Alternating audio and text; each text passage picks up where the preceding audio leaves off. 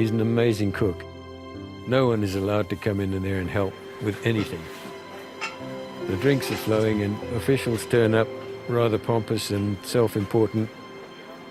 By 10 o'clock that night, they're all sitting there, happily fed and starting to listen to what Markus has to say a little more sympathetically. Markus always surprises me.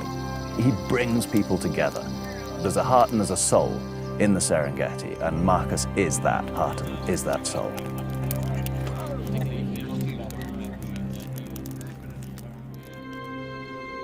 Since the early 1980s, Dr. Markus Borner has worked to protect Tanzania's Serengeti ecosystem.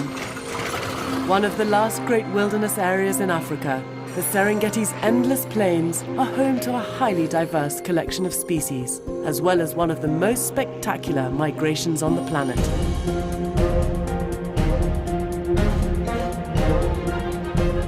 For me, it is very emotional to still see the migration. And when they start moving, and you fly over them and you see a herd of 150,000 animals moving through the plains, it's just the most amazing kind of experience you can have. Borner and his team at the Frankfurt Zoological Society conduct annual counts of the wildebeest, working to keep their migration corridors open. Ecological monitoring is just one part that is crucial for Borner to manage the Serengeti sustainably. And we have a digital camera in the aircraft, and that takes every 10 seconds a picture with GPS location and everything attached to it. We get a very good idea if the population is increasing or decreasing. Serengeti is a very positive example that conservation can work. I think it has actually gone from a state where it was quite insecure to a state where it is now actually in a very good state, and animal populations have increased.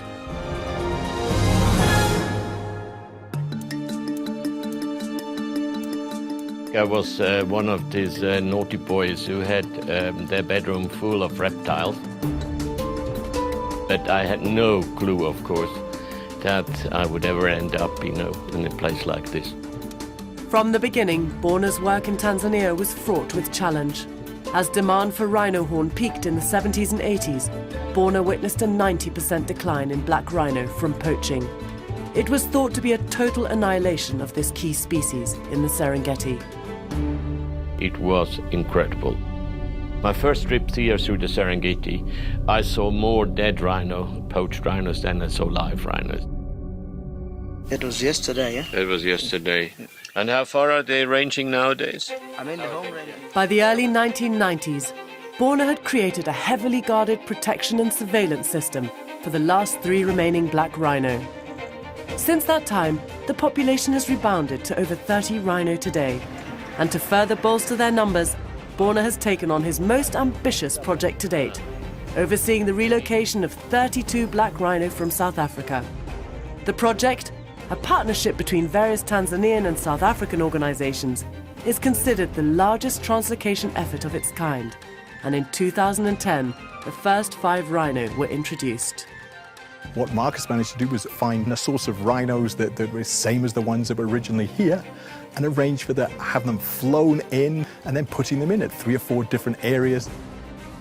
It is a heck of a process trying to get these rhinos up here, to organize the agreement between the 2 governments and have such support and buy-in at the very highest levels from different countries for this reintroduction was absolutely remarkable. Because of the rhinos and the rhino introduction, we got more equipment from the government. We have more guns coming in to protect the area and so on.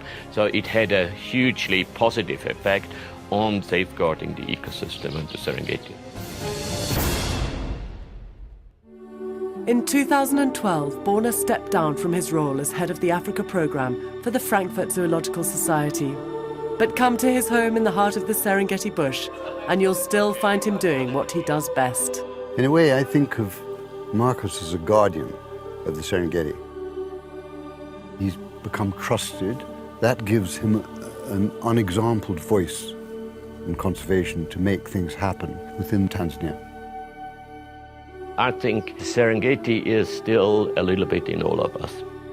And that is what I love most, that I had this incredible chance all my life to live in such a wonderful place where you still feel part of nature.